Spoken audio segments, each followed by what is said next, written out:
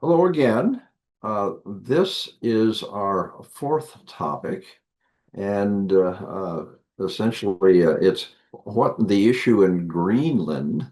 And I've inserted an at and to emphasize the fact that we're talking about what's at issue in Greenland. Uh, my guest today is Anya Mallett, who's the retired attorney advisor for the Commercial Law Development Program at the United States Department of Commerce. And Many of us never realized that the Department of Commerce was advising other countries in the development of mining law.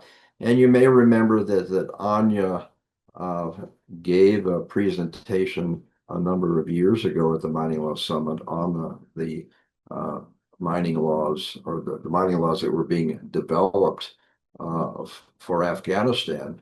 Uh, Sorry about that, Anya, that all of your work went for naught there. But let's first take a quick look at the outline of what Anya is going to talk about today. Okay, here's our outline. We'll talk about a primer on Greenland to start with, and why Greenland matters uh, to the United States, looking at both the geostrategic importance as well as mineral potential, and then the main rare earth projects we're looking at there.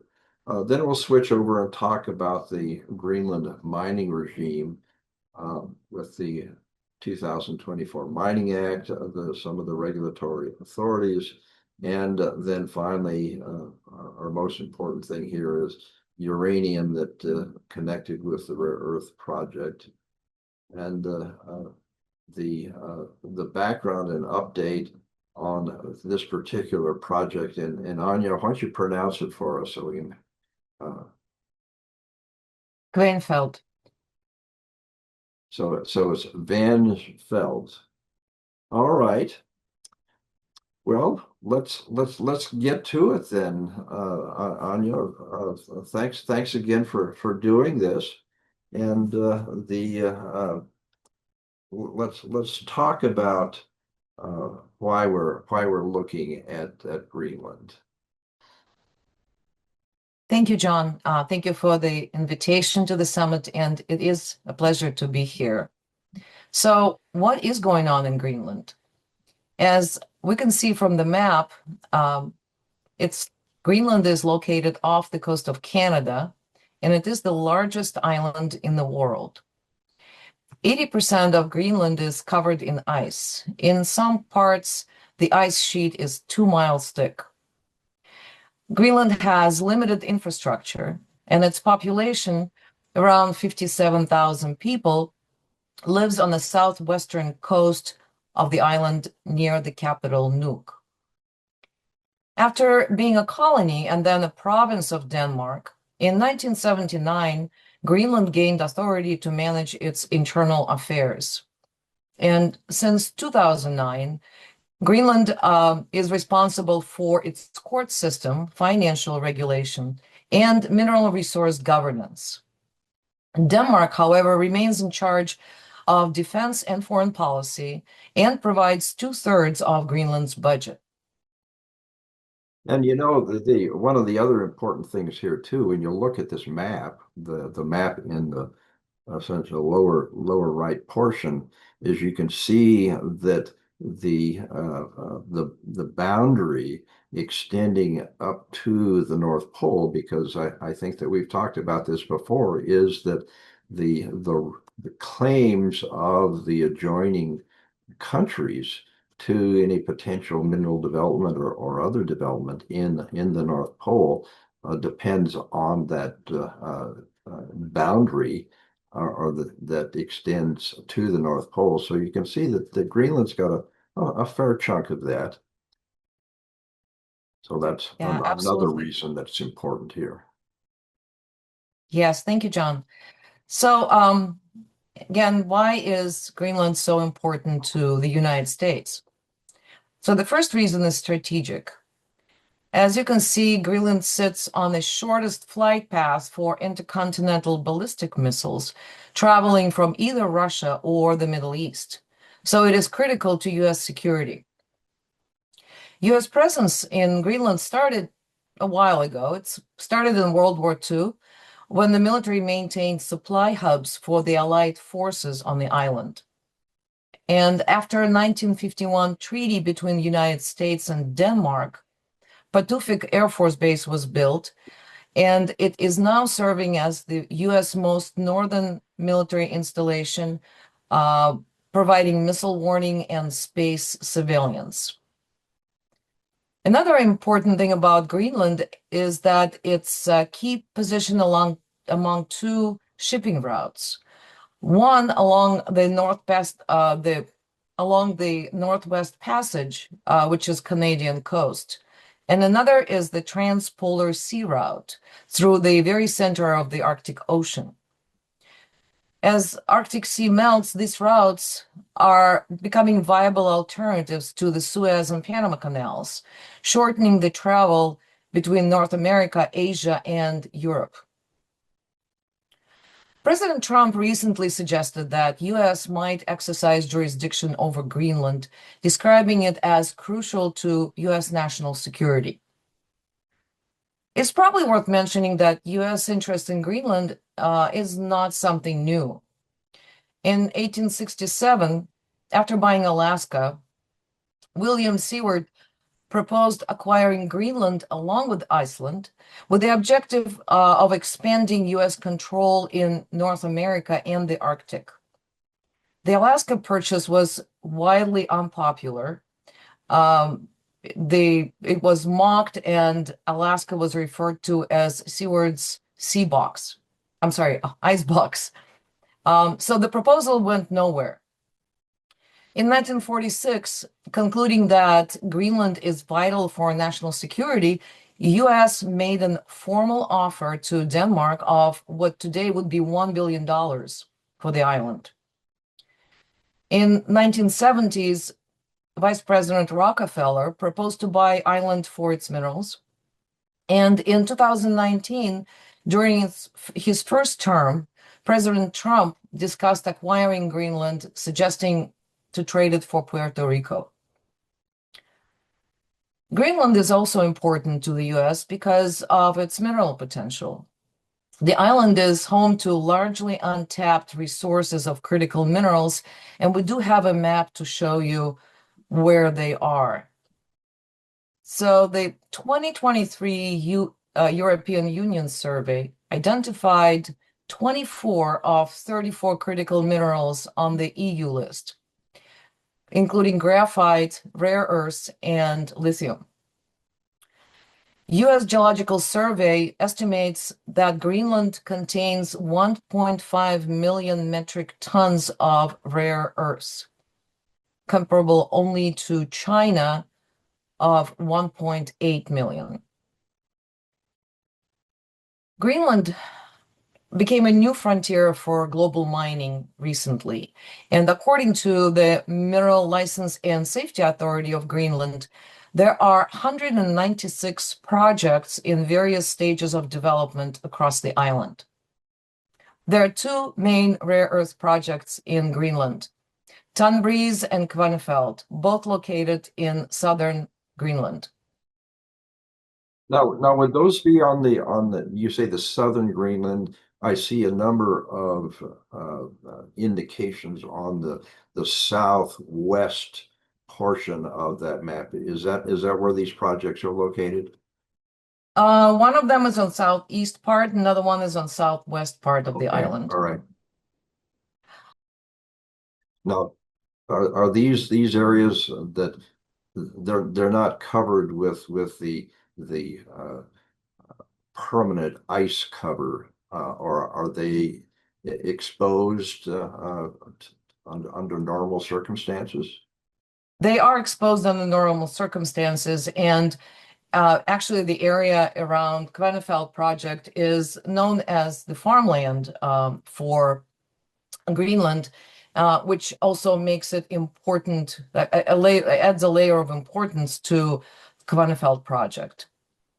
So Tanbreeze is held by New York-based company Critical Metals and considered to be the largest rare earth deposit in the world.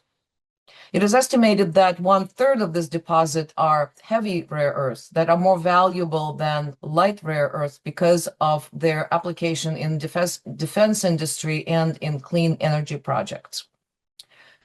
Tanbreeze is in development stage and recently signed several multi-year offtake agreements with US companies for roughly 25% of its future production.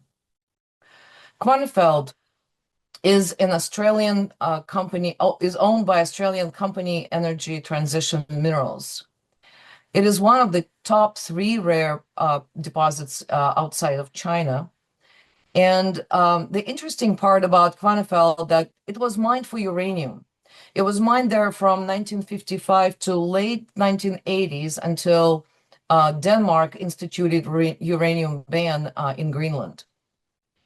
It was restarted in 2007 as the rare earth projects, but it has been on hold since uranium ban in 2021. Quanfeld is also subject to an investor state arbitration that we'll be talking later today. So let's talk about the mining legal regime. Minerals in Greenland belong to the state, like in most countries around the world, excluding the United States. The 2024 Mining Act is the primary law that provides comprehensive framework for the mineral governance.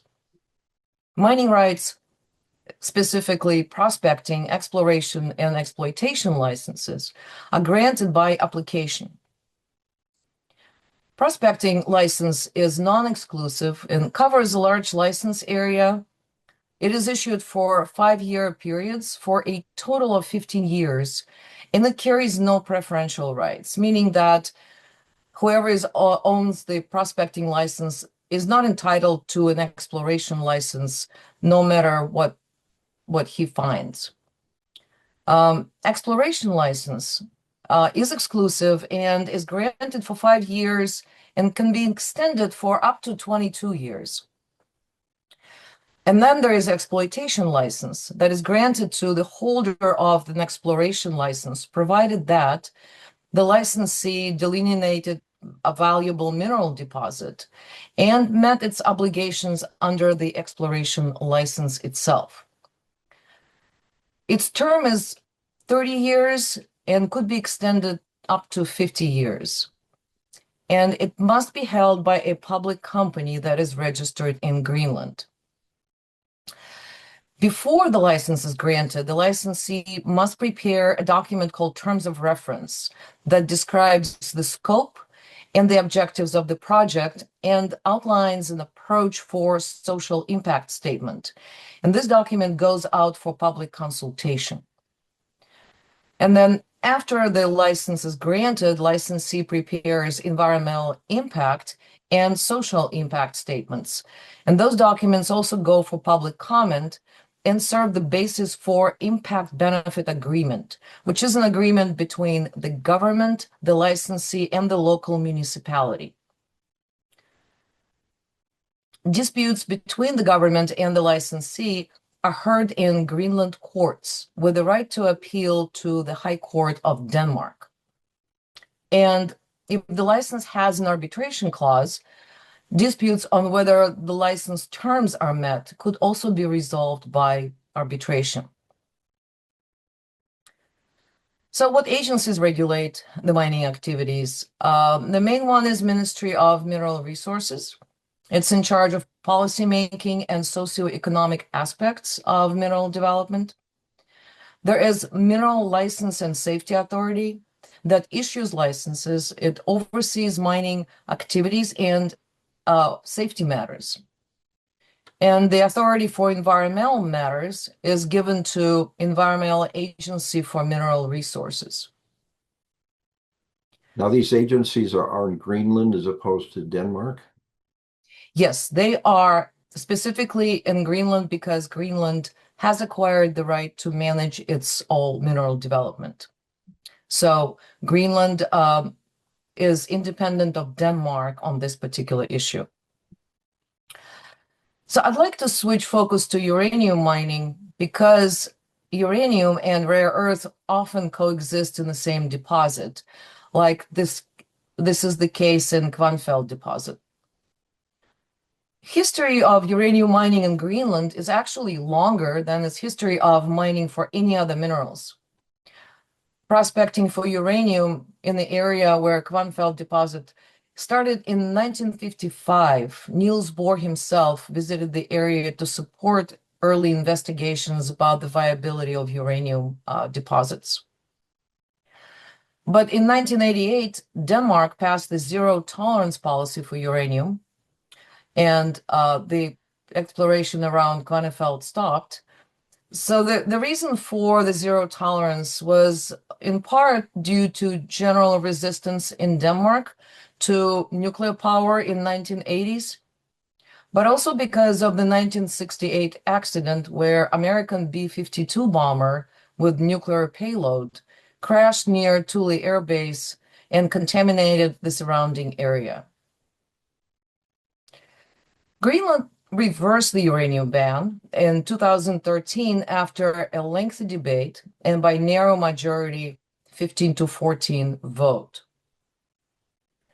And then snap election happened in 2021 with uranium being a focal point, and the new government passed Uranium Act, reinstating ban on development of uranium and any other minerals with uranium content over 100 parts per million. Local opposition to the Kvanefjeld project, fueled by environmental concerns, including the Mining Act, that at that time contained no provisions addressing uranium mining, played a primary role in that reinstatement.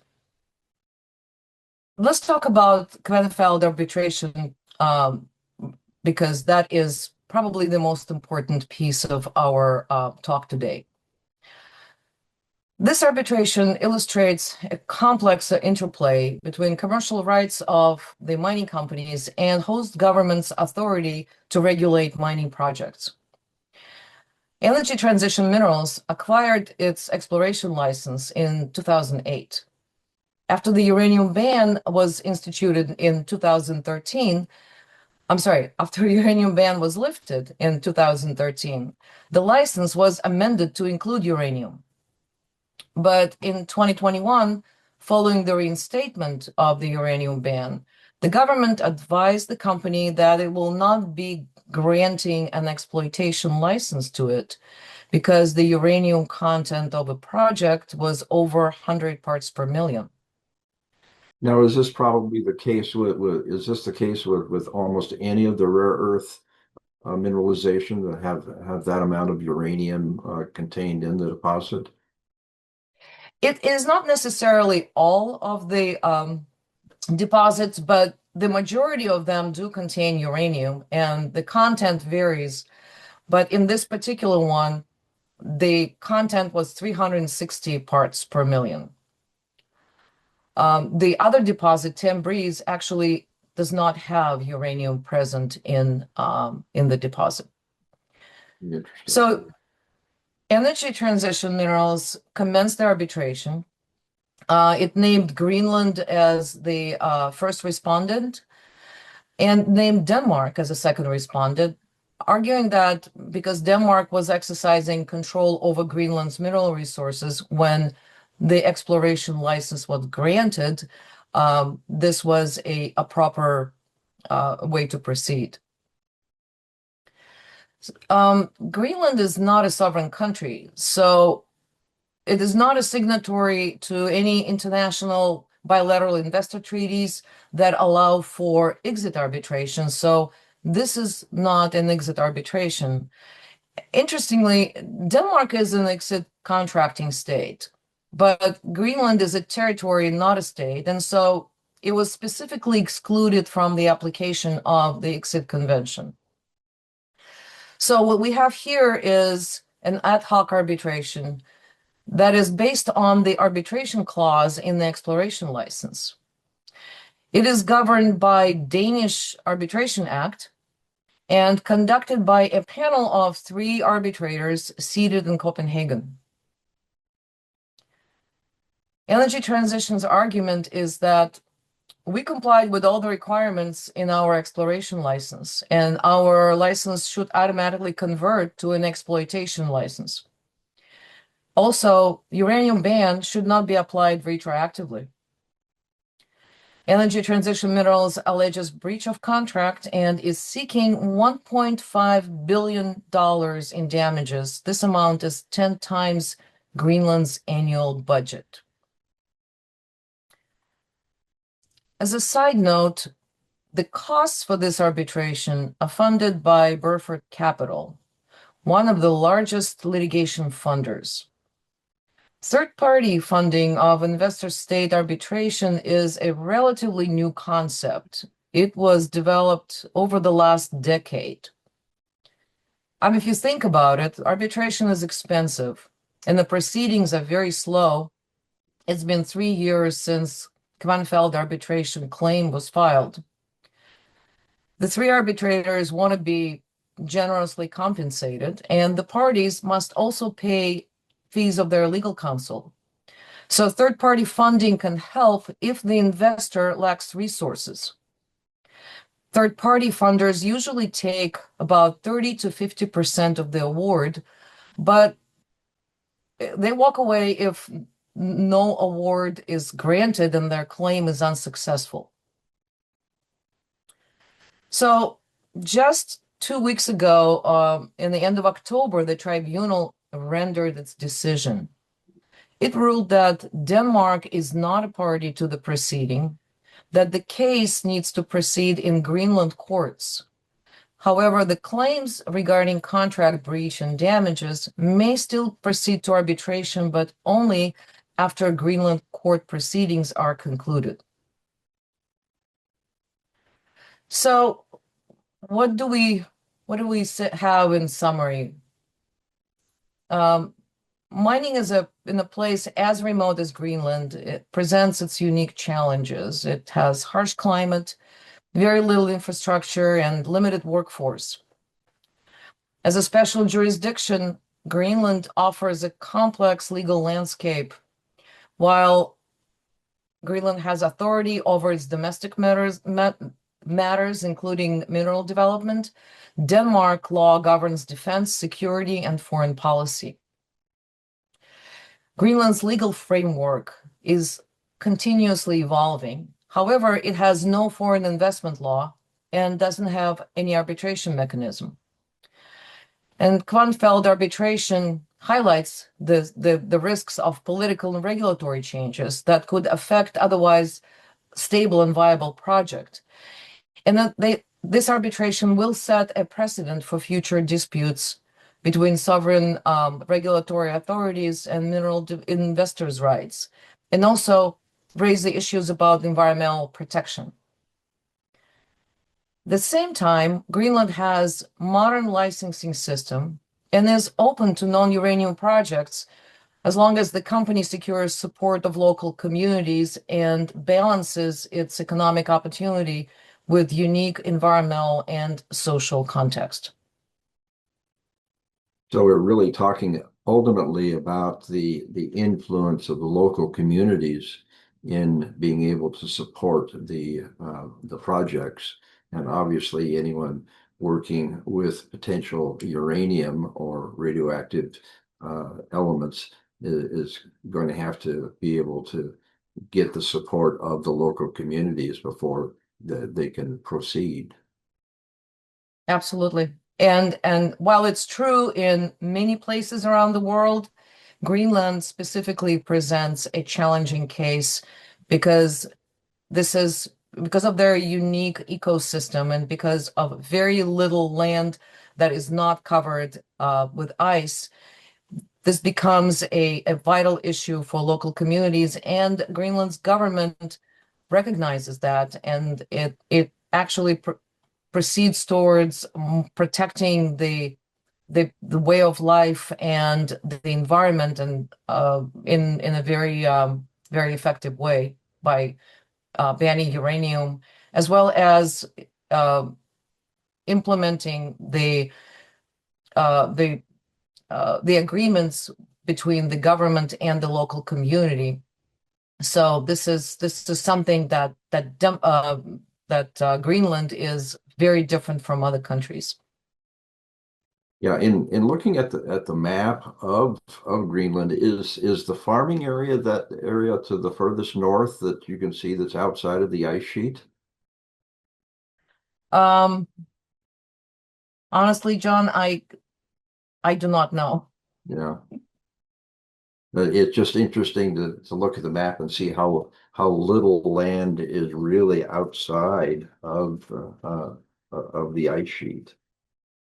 Right. And it's on the along the coast, but it's the southern west and east part of the island that's where the most population is. Hmm. So my guess would be that the northern part of an island would be completely covered in ice and would not have many settlements. Yeah.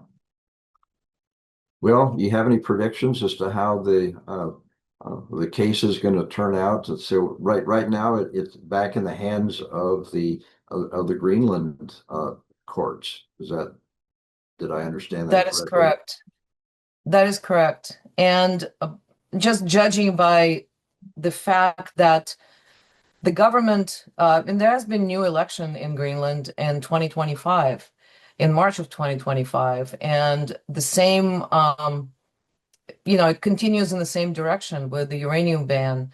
And so it looks like Greenland is going to continue asserting its authority uh, over the mining projects that do not protect its its population or the environment. And again, it would be extremely interesting to see how this arbitration is going to unfold. And again, it's going to be a seminal case in the future disputes between the investors and the sovereign governments. So really, the short version of that is that the deposit that has very little uranium is, at least in the short term, is the only one that's likely to go forward. Correct. So Breeze would be the deposit going to in the rare earth deposits going into production very, very soon. It's expected. Well, you have any other thoughts for the future of the United States acquiring Greenland? I think that Greenland, along with Denmark, would not be very receptive to the acquisition. At the same time, Greenland and the United States have been discussing various treaties that will help Greenland to, develop their mineral resources, with the United States being able to invest in those projects and get the economic benefit of it through uh, participation as, partnership versus an owner of the entire island. So so what you say is that this more likely to be subject to a treaty between Greenland and the United States to uh, see anything going forward. Probably, most likely. Yeah. No, it's interesting the way it's set up there with between the exploration uh, license and conversions into, and it's really fairly similar to what we find in other countries too. This is a classic structure that we see and I mean we helped to draft the mining law in Afghanistan, and that is that is the modern system. You have the series of licenses with priority rights or preferential rights, and the law is very comprehensive. It's very long. It's 140 something articles, and it doesn't have anything about uranium. And again, this is the big issue that you know, they need to make a decision. If the uranium is going forward ever, then there has to be a legislative amendment, or addition of uranium regulatory framework. That was the same thing in Peru, is they didn't have anything about uranium because they never developed uranium. So it's probably the case for many countries. Uranium exploration, only few countries really produce uranium on a big scale. Kazakhstan being one of them. Afghan mining law did not have uranium in uranium provisions in its framework. Yeah. Okay, well, Anya, thank you very much for taking the time uh, to talk at the summit, and we appreciate your contributions. And thank you again for the work you did in Afghanistan, even though obviously that didn't go very far. Uh, but thank you again for your participation today, and we'll see if we have any questions that might arise. Thank you so much, John, and it was a pleasure to be here.